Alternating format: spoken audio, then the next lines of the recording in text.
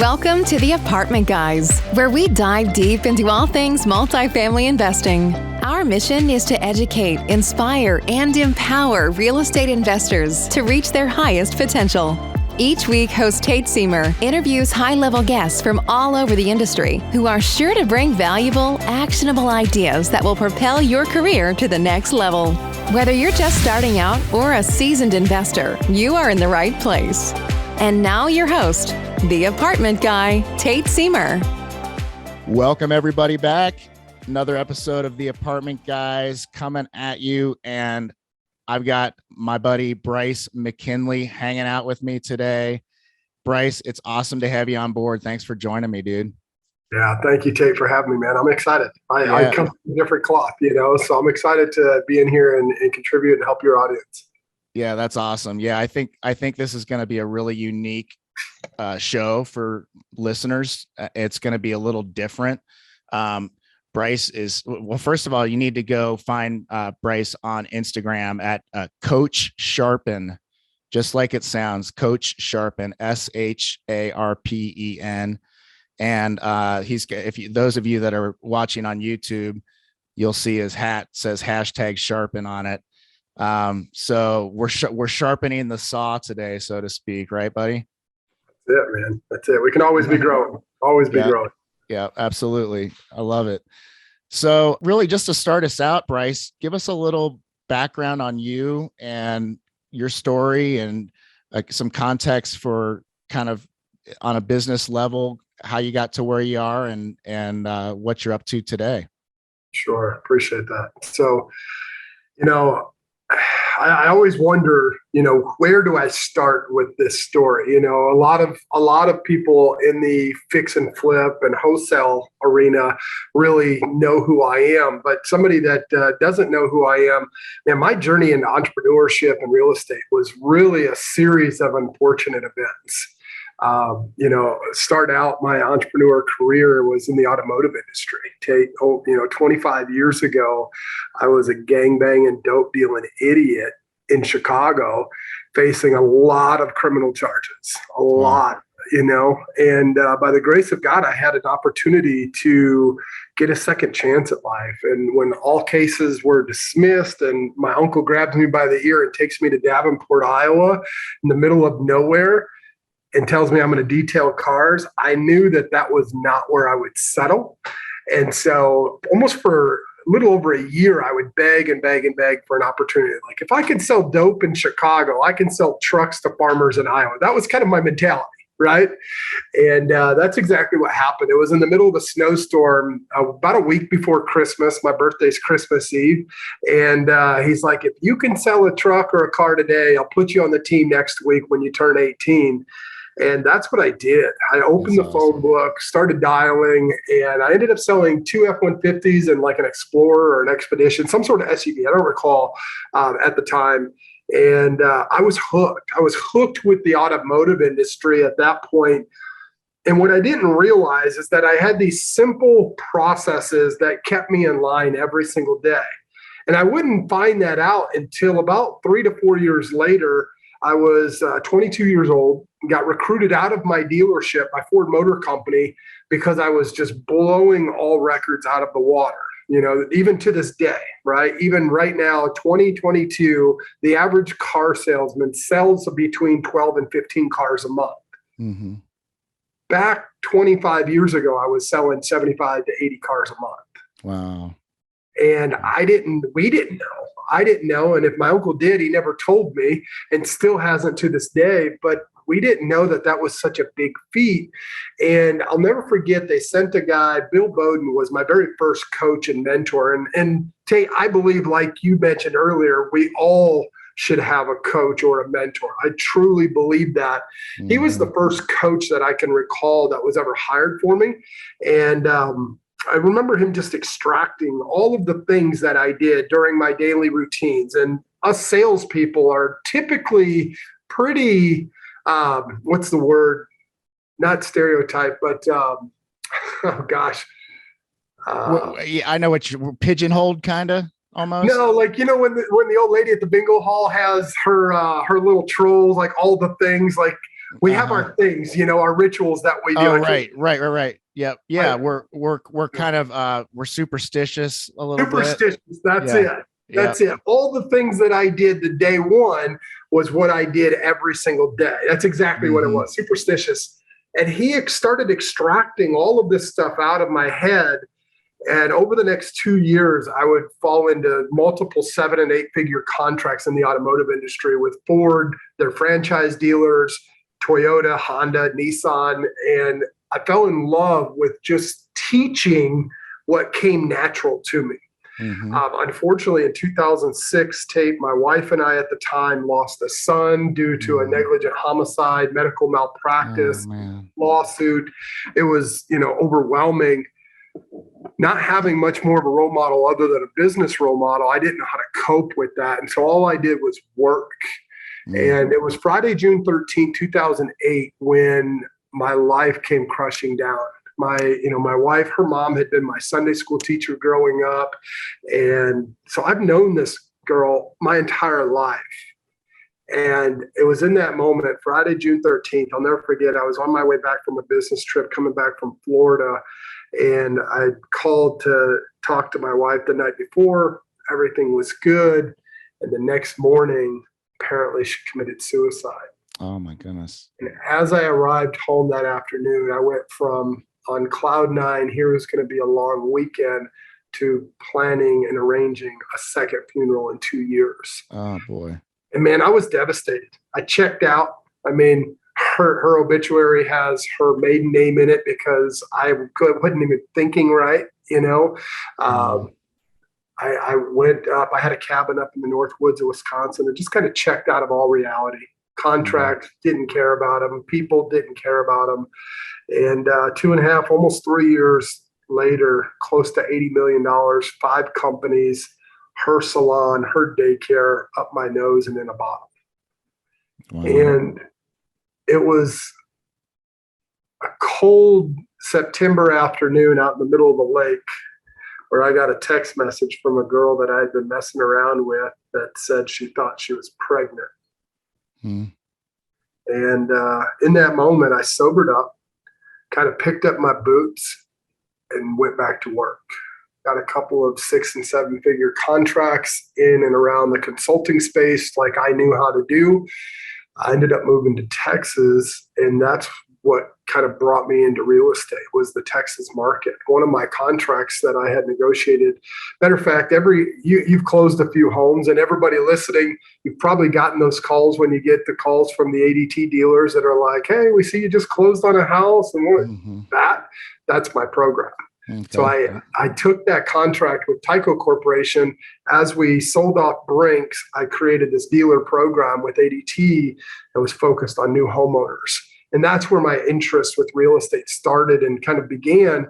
But it wasn't until after finding out she never sobered up and I had. And I came home one day early from the office and she had overdosed on a bunch of pills that I realized I need to do this on my own. And so I packed a bag with my son, went and moved into a hotel. And over the next 6 to 8 months, I would become homeless, lost every little bit of what I had left and the contracts that I had through some drama that she created in her re-coming back to society sober. And I'll never forget, man, I had a coming to Jesus moment where September 28, 2011, I put a 40 cal in my mouth and I pulled the trigger. I was done. Wow. And it was in that moment, Tate, that I realized that I had something greater. My friend Les Brown would say, you've got greatness inside of you, son. And it was in that moment that I knew that I had a bigger calling and a bigger purpose. And I didn't know what it was at the time. I've recently found that. But within a few days, I had money in the bank through an old client that paid me. I had an apartment that I moved into, rent-free the first month, no deposit, all the things, all these miracles started happening. And I found wholesaling. And that's where my journey really began because I didn't know any better. I didn't know that Dallas-Fort Worth was saturated, quote unquote, as they say.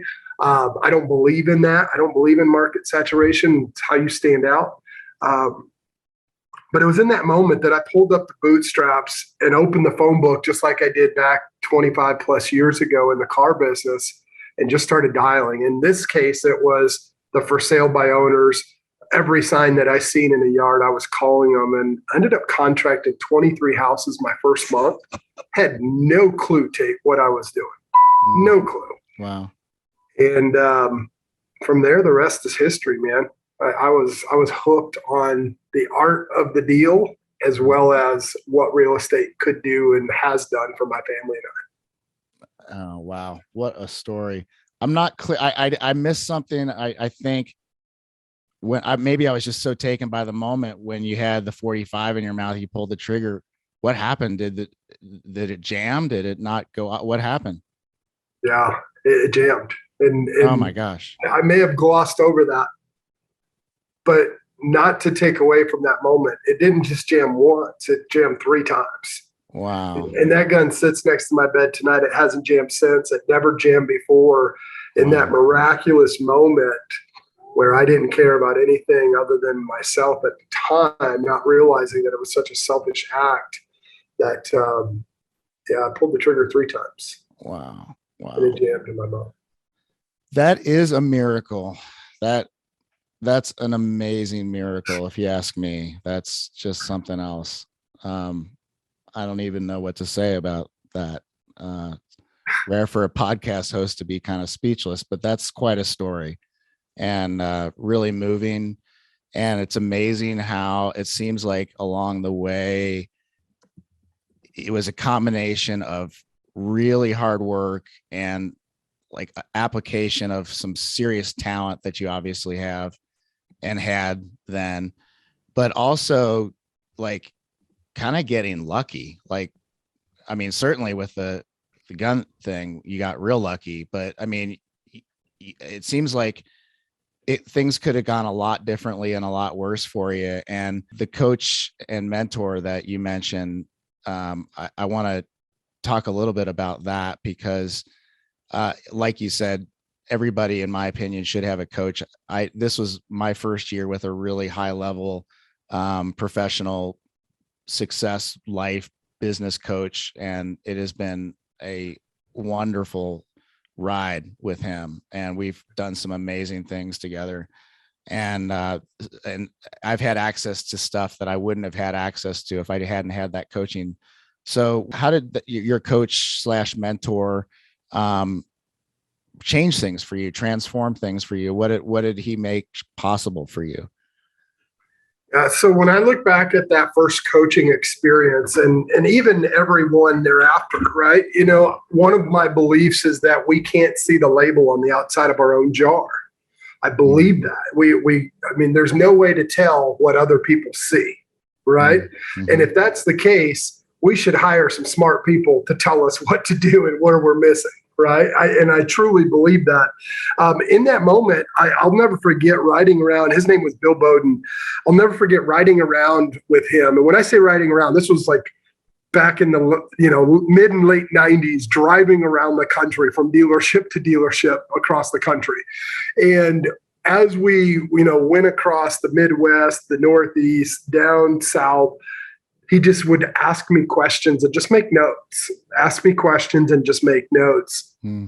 And I never really understood what was happening until one day he realized and mentioned to me, do you realize that you do the same things over and over and over? And I said, well, yeah, I wake up and I do the thing and, I brush my teeth, right? All the things. And he's like, no. The way that you ask things, you have a process.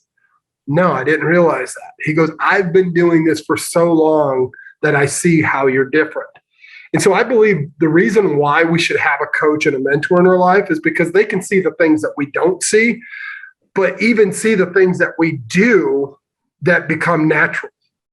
For example, I've created this 5-step process to every conversation around a sales engagement, whether you're raising capital or you're negotiating on a price on a house. There are 5 steps. If you're trying to get your son or daughter to pick up their room or the wife or husband to do the dishes, there are 5 steps that every single time happen when we're trying to negotiate what we want or help someone else get what they want. And he showed this to me, and I didn't realize every single time I had a conversation, I did these things. And by him notating this and outlining it, it became really clear to me that if we could put this into a process, it could be duplicated. And that's what we've done. Over the last 40 years, 5 years now that we've been coaching, 10 years in the real estate space, 5 years that we've been coaching, we've coached thousands of people to success just by having better conversations. Mm-hmm. Mm-hmm.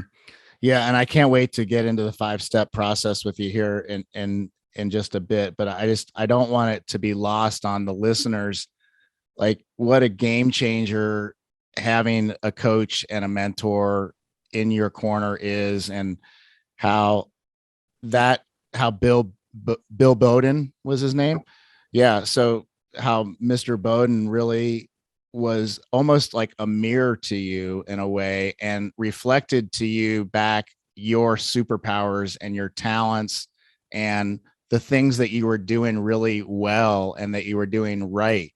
And you had, at that point and other points in your life, you had a lot of things that weren't going well and weren't necessarily going quote unquote right. And what a refreshing presence he must have been for you to come along and believe in you. Like, sometimes that's all it takes, man, is for somebody else to believe in you, to show you that you're somebody that can be believed in. Right. And that's such a gift, especially early in life. And, you're a younger guy now, and you were, younger than you are now then. And what a fortunate thing for him to have come along, and shout out to him if he ever hears this, because getting to play that role in somebody else's life, like being on the other side, is just as fulfilling and fun, I think. And you as a coach, Bryce, that as well as, or better than anybody. Yeah. I mean, I named my company REI Results for a reason. I love seeing the results that come from other people getting what they want. I appreciate the compliment, by the way.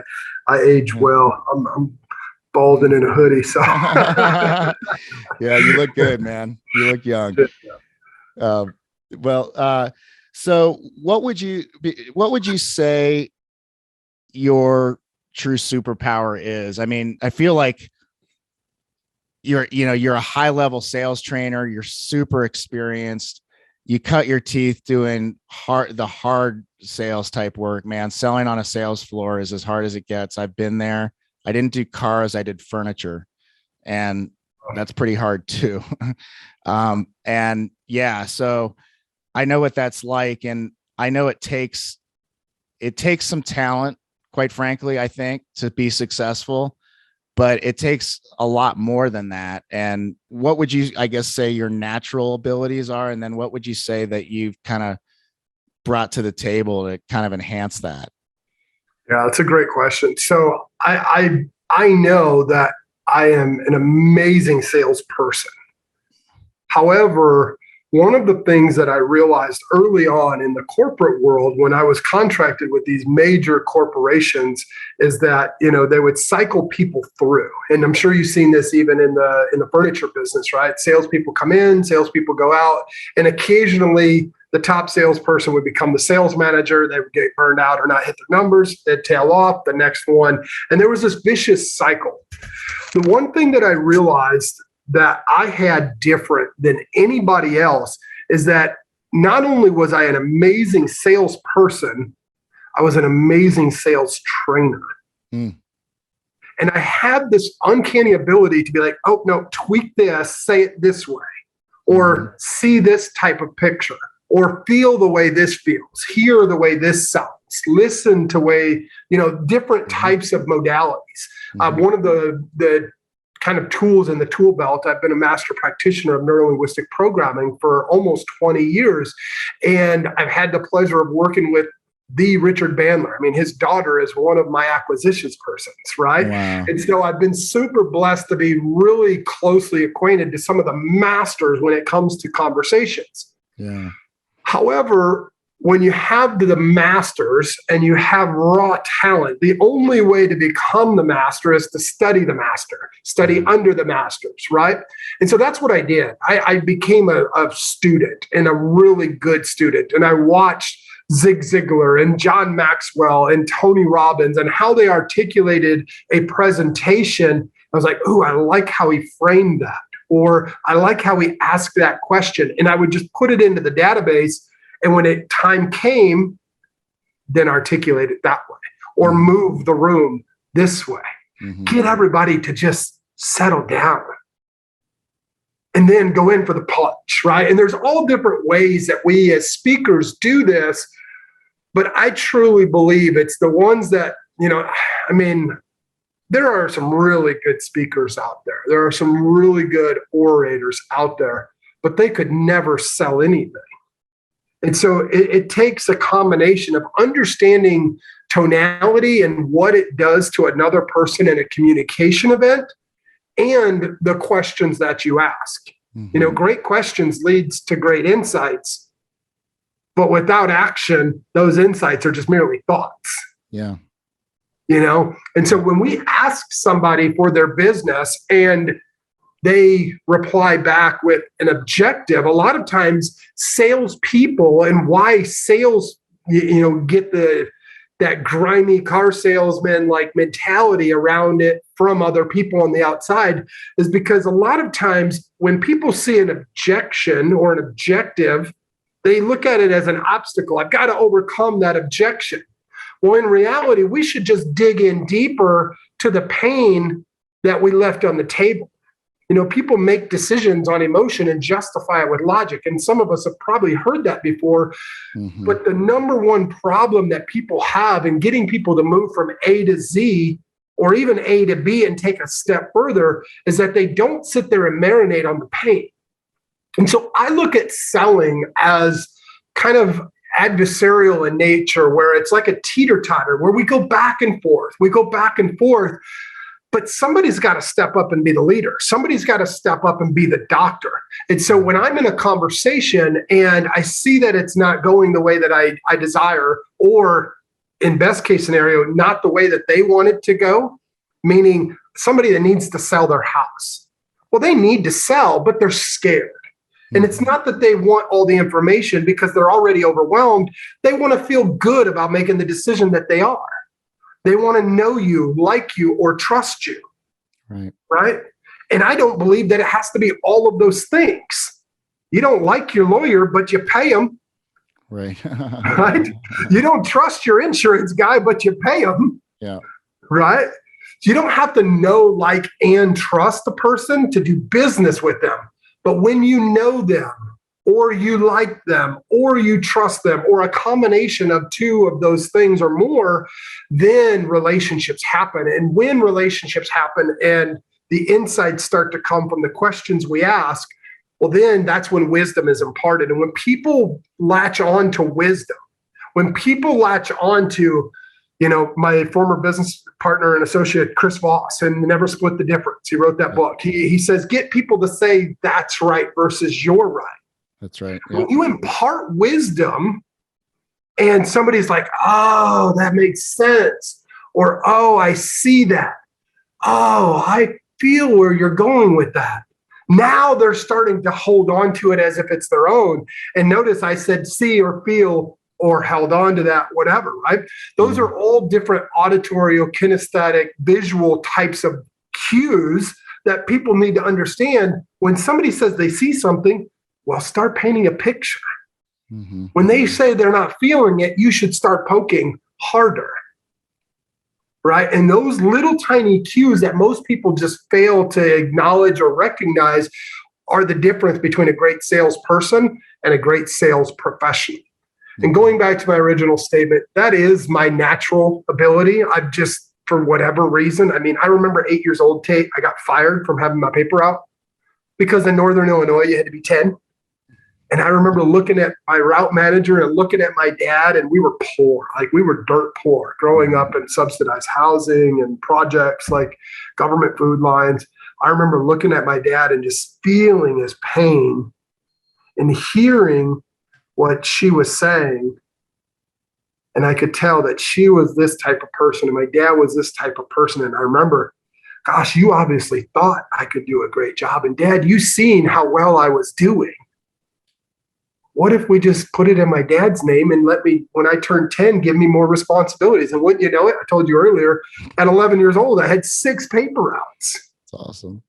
You know? And so it was just a natural thing. But when Bill came in and that coach, and heck, I've got 5 coaches right now. I've got 5 mentors right now in excess of 6 figures a month, spiritually, emotionally, financially, professionally, that are sharpening this axe that, you know, continue to help me be better, show up differently, and so forth. You know, I don't have all the answers, but I do know how to teach somebody what I do. And that's the blessing, I think, that has come with sharpening the axe and not just the talent. That's brilliant. So listeners, 5 coaches, like Tiger Woods at his prime when he was winning all those tournaments weekend after weekend. I think he had 5, 6 coaches, something like that. And none of them, check it out, none of them were as good a golfer as he was, right? Like, but they had the gift of that outside perspective, like you put it, Bryce, being able to see the label on the outside of the jar that we can't see ourselves. And they can see things in his swing and they can reflect and mirror and communicate back to him what he needs to know and hear and see and get to move to the next level. And that to me is really what a great coach does. And yeah, that's awesome. And it's inspiring that you still have 5 coaches. Like, the best of the best have more coaches than anybody. That's awesome. I almost hired a 6th one yesterday. I didn't realize. I was like, yeah, let's work together. He's like, $5,000. I'm like, yeah. And listen, like, listeners, you're going to have to pay for a good coach. That's the bottom line. And you want to pay for a good coach. Like, you want somebody that is worthy of your energetic reciprocation in the form of capital. Like, that's the way this works. This is business, and good high level coaches are in business and are very successful themselves. So you're going to pay some money for a good coach. And, you know, Bryce just said he's doing 6 figures, or you said that, right? 6 figures in coaching right now. Like, dude, we're in masterminds out here. I'm in personal coaching. My partner's in coaching. So we're big believers. All right. So zooming out for a sec, this is called the Apartment Guys podcast. And we've been talking a lot about sales, and I need to like point out to listeners that if you haven't already connected the dots between what Bryce has been talking about and what we've been sharing with apartment acquisitions and operations activity, then you're missing something, because everything that we do, in my opinion, is just about everything we do anyway in this industry is in one way or another sales activity, sales related. You're using conversational skills like NLP, which I love, by the way. You're using conversational skills, techniques, negotiating skills, all that stuff to move the needle in a conversation the way that you want it to be moved. And so I'm super stoked to dig into this a little bit with you and talk about the 5-step process to every conversation that you've come up with.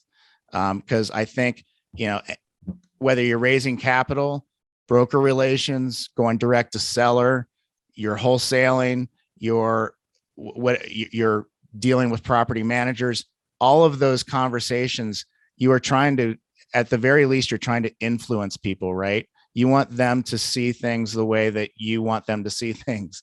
And so having skills around that is incredibly valuable. And so I love what we're about to talk about.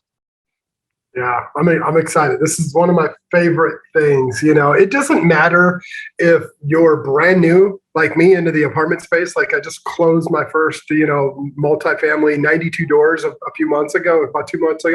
Yeah, man. Right before Christmas. It's been over 3 months now. That's awesome. Congrats. Thank you. It doesn't matter if you're raising capital or just trying to get your foot in the door with the property manager, or maybe those capital investors and partners that you're trying to get more money out of or get more money for, right? And or where you need to be in the equation. One of the things that I have done in the past is talk about raising capital in some of our masterminds. And I think that, without going down like all these steps that you can do, at the end of the day, it boils down to those 5 steps that we talk about.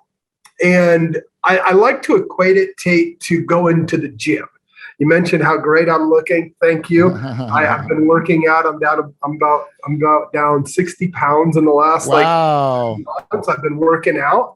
Nice. One of the things that I learned really well is that before I just jump on the bench and start like bench pressing anything, I need to work out. I need to stretch it out. I need to warm up. Right? Mm-hmm. And you can't just warm up and do anything because you'll get hurt. So you've got to warm up with really good form, right?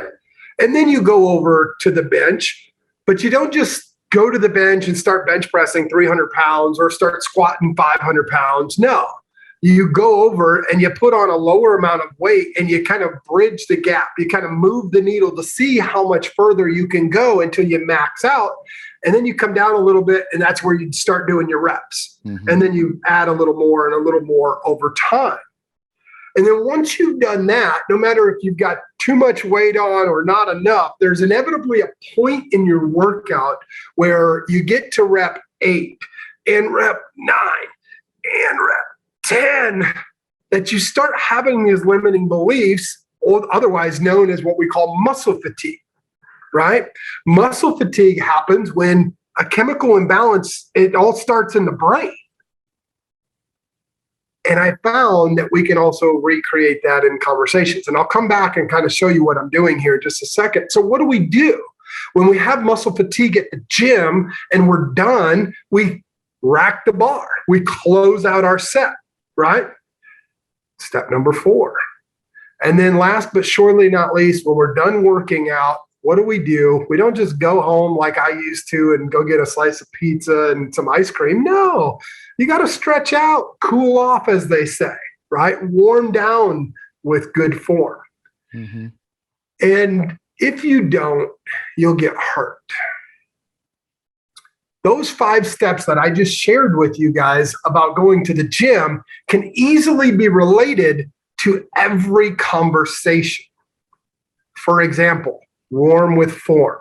Some of you old school salespeople that might be listening to this might remember the warm with Ford acronym, FORD. You remember that? Do you remember that, Tate? Yes, I do. Let me see if I can get it. Family, is it family, friends, occupation, recreation? Oh boy.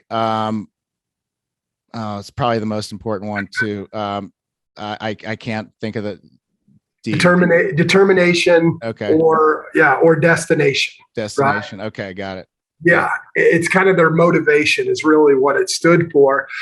Yes. It's an old acronym that's been used for years, from traveling elixir sales to all of this. Well, when I brought this into the Ford organization, they ended up copywriting and coining that because nobody had ever done it. They trademarked it, and now it's part of their Blue Oval certification. So now I can't legally talk about it and train it. So I switched it to warm with form, because if we're working out, we better have good form, right? So it stands for family, occupation, recreation, money, or motivation. And if you're watching this on YouTube, you'll notice I've got 3 fingers here and 1 over here. You'll never truly solve someone's money or motivation if you don't know what they're for. So hypothetically, you're raising capital. Well, you better understand why someone would take money out of their 401k and move it over into a project. Or you better understand, what they have to lose and why they're already where they are because of their friends, their family, what type of work they do, what do they do to go get their mind off of all of that stuff for fun. And when you do that, you can figure out what their motivation is without them ever even telling you. So that's kind of step number one. So I typically tell somebody to ask 3 to 5 questions around someone's family. So, earlier we started off the conversation here, Tate. I made an inaccurate depiction of the background. I was like, oh, is that Denver? And you're like, no, it's Utah. I'm like, I knew that. I was just speaking over there. I should have known that, right? But it created a conversation between the two of us, and it kind of was an icebreaker. Sure. Right? So just like at the doctor's, the doctor is going to have you start right where you are and then go to where he wants you to go.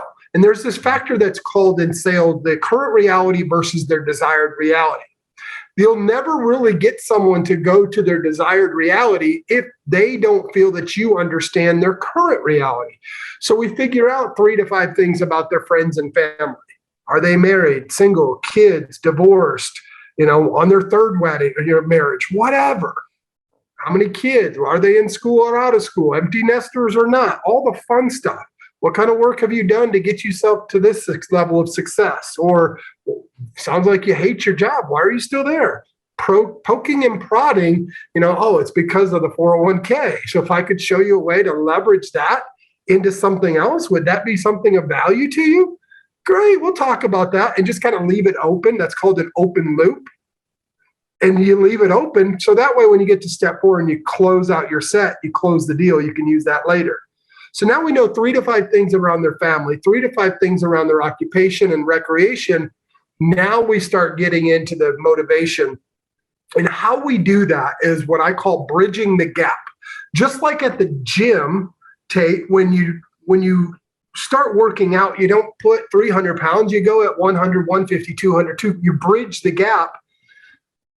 But there's a reason we do that. Our psychology of our human nature wants to be like other people. We've all heard the term keeping up with the Joneses, right? Because we want to have bigger, better, nicer. It's just the majority of us do. And if it's not bigger, better, nicer, it's quieter, more secluded, and peaceful. However you want to look at it, we want to have these other things that are like other people, and we desire after these things.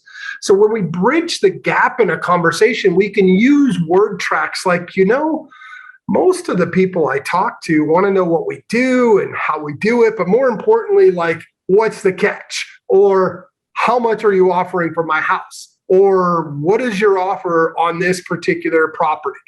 Or whatever, right? Lumping them in to, sorry, squirrel.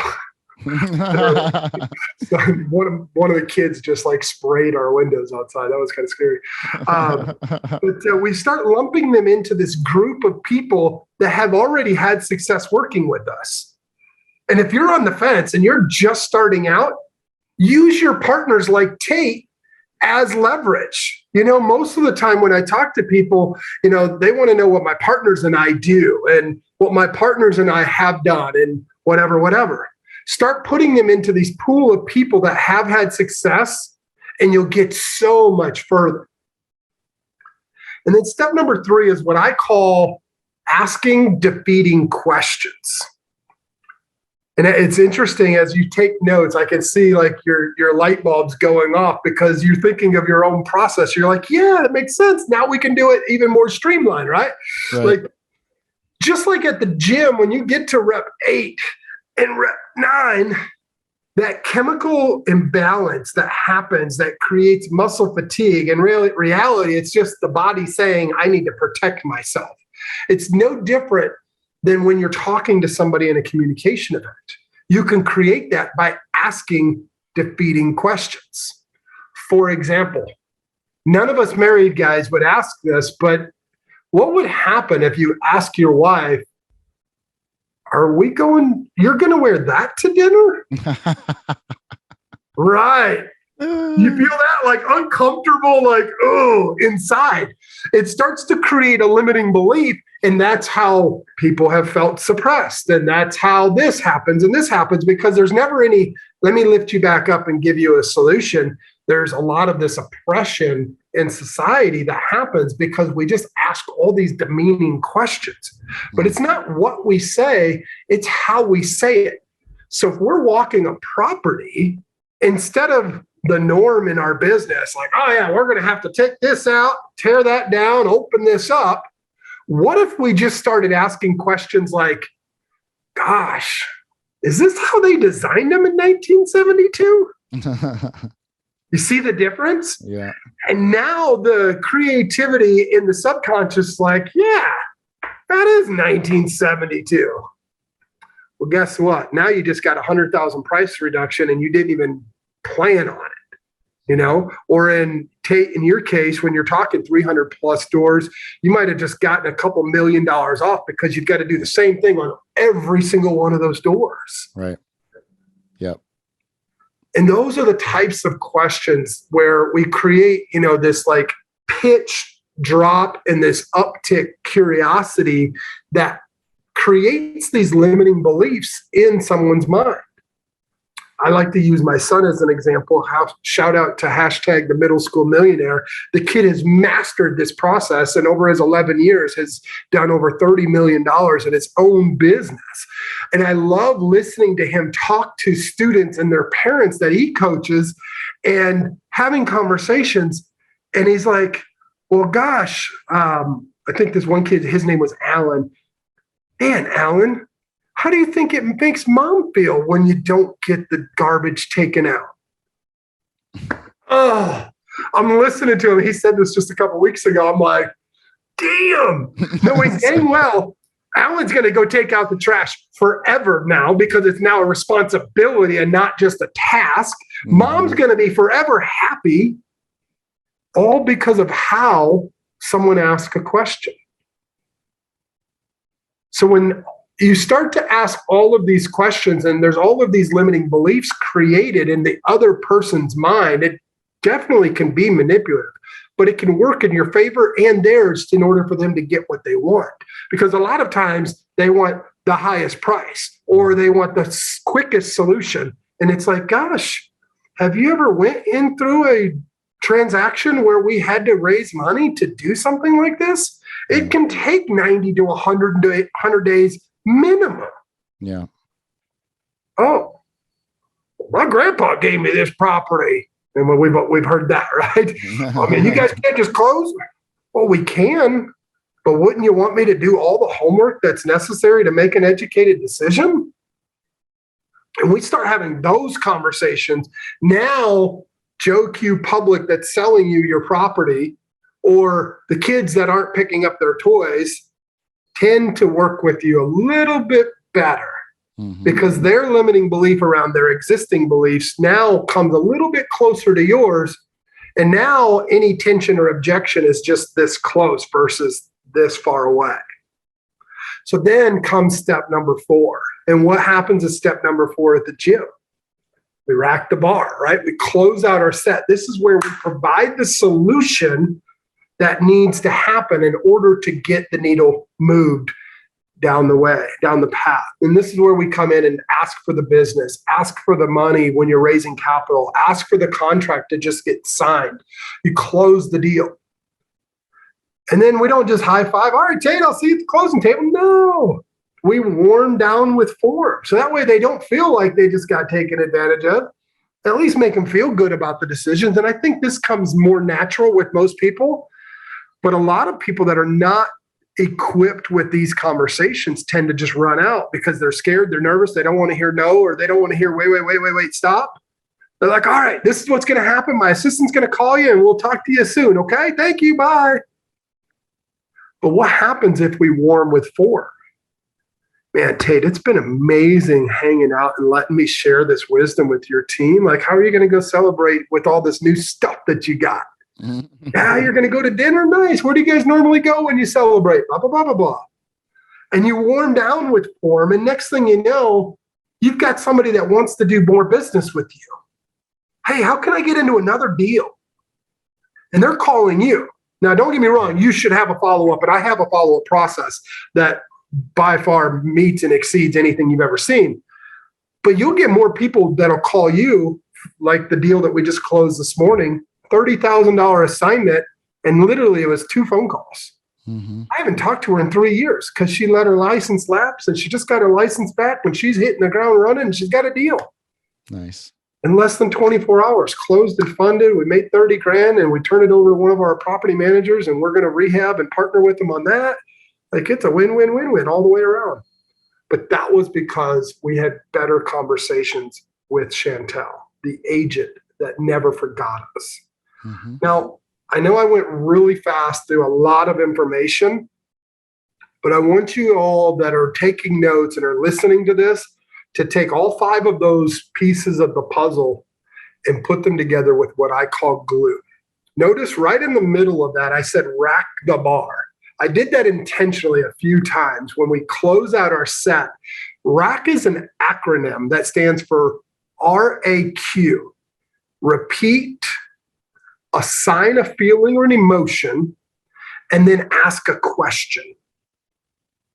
Repeat, assign a feeling or an emotion, and then ask a question. So, Tate, I know I've done most of the talking here over the last 5-7 minutes, whatever it's been.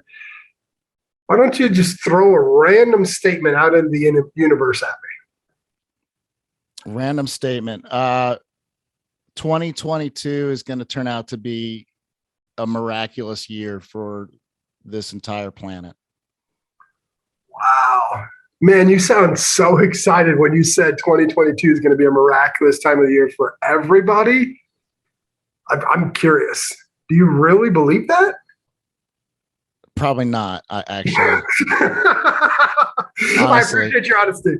So you notice what I did there, though. It's like, I'm going to take chunks of it, repeat it back, drop my tone, and then add some emotion to it. Like, wow, you really believe that? And then you ask the question. Yeah, boom. I love that. Now I'm going to create doubt. We know that he didn't really feel that. I just told him to create a random statement. But what if it was something simple like, but the sky is blue? The sky is blue. Gosh, you sounded excited. Are you sure about that? You feel that? Like, you can really challenge people's beliefs. And when you do that and you become closer, your beliefs and their beliefs come closer. That's how sales are done. When 2 people's beliefs come together. Because like I said earlier, I don't believe that people do business with people they know, like, and trust. Mm-hmm. People do business with people that have a similar makeup or belief system. And when we can get their belief systems closer to ours, we want this deal, they want to sell this deal, we want it for less, they want it for more. Well, then we just got to get those closer together. We do that by challenging the beliefs that make them think the way that they are and imparting our beliefs. And if we can do that, the world is a much happier place because we all start to have a similar unified belief system. And when we do that, that's when more business is done for larger profits and more money is made. And that's what it's a win-win ultimately. Yes. Right? It's what everybody wants to have happen at the end of the day, is for that deal to get done. And so you facilitating that is a slam dunk. It's, it's what at the end of the day, it's facilitating a win for everyone. Ideally. This has been unreal, Bryce. Unfortunately, we're out of time, but I am going to need to go back. I've got 3 pages of notes here myself. I'm flipping pages back and forth as you're talking. What I'll just ask this because we got to close out. What's the best way for listeners to reach you and to taste some more of your magic, so to speak? Yeah, I appreciate that, Tate. At the end of the day, I don't want you to just take my word for it. Tony Robbins and the likes of Russell Brunson and Les Brown have hired me and my team to come in and teach this type of stuff. Tony Robbins paid my team and me and my partner over $100,000 for 2 hours just to sit there with him and orchestrate his presentation. So if you've ever been to a Tony Robbins event more than once, and if it was prior to 7 years ago, and then now within the last 7 years, you'll notice his presentation is night and day different. And that was because a lot of the change work that we did around how he presented what he presents and the questions that he asked. And so I encourage anyone, find a coach, reach out. I'd be happy to talk to you about what that looks like to work with my team and I. I don't charge $100,000. They just happily paid it, and I wasn't afraid to ask. And so please don't hesitate to reach out. You can find me on Instagram at Coach Sharpen, my first and last name on any other platform, Bryce McKinley. And, we just released our book, The 5-Hour Flip. Tate, do you mind if I share that with them? Please do. Yeah, absolutely. Yeah, it's the number 5hourflip.com. It's literally the 7 steps of every real estate transaction, whether it's multifamily or single family. The same components happen in every single business. It's the same 7 steps I use in the automotive industry, the same that I used in other Fortune 500 companies. And it applies to this wheel or this widget that we call real estate. So 5hourflip.com, the number 5hourflip.com. And if you grab that book today, it's $7. Don't get it on Amazon because it's like $20. Go grab it from our site. And if you get it from our site, it's $7. It's an ebook, and you can book a call directly with me and my partner, Kyle, every other page throughout it. Jump on our calendar and let's have a conversation. I love it. I love it. Invest in yourself, guys. Like, just have a conversation, right? Reach out. And listeners, you know that I'm available, and at investwithgreenlight.com, you can book an appointment with me there to consult and brainstorm, and no strings attached.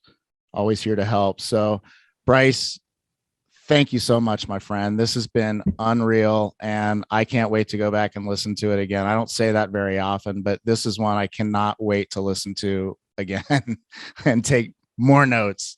It's been awesome. I appreciate that. And there's one thing that's really cool. I'll end my piece on this is It doesn't matter if you're a natural salesperson like I am or a introvert. If you can follow those 5 steps, you can have better conversations, and with better conversations, a better quality of life occurs. So thank you, Tate, so much for having me on. I appreciate you. Yep.